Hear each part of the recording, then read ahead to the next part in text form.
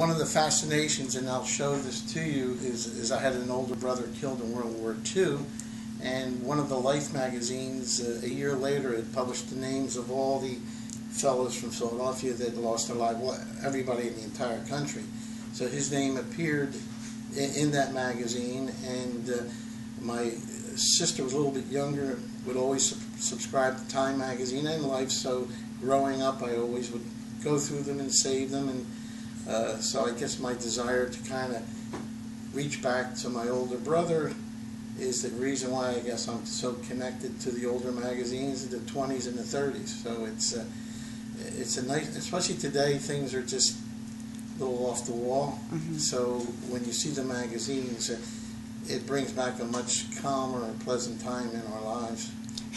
Talk to me about compare and contrast magazines of today with these magazines. You talked a little bit about that before. Yeah.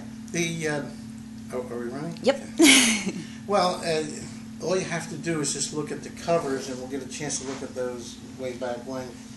There was less violence in the covers. There was more an appeal to the families. When you look at the ads way back in the 30s and the 40s, most of them had the father as the center of the ad. He's driving the car, and unfortunately the mother's doing the dishes and washing the clothes and things like that. But most of those ads are always with the family involved. Today you got the teeny bopper driving the whole situation, and everything is directed more to a younger group, because that's what sells today.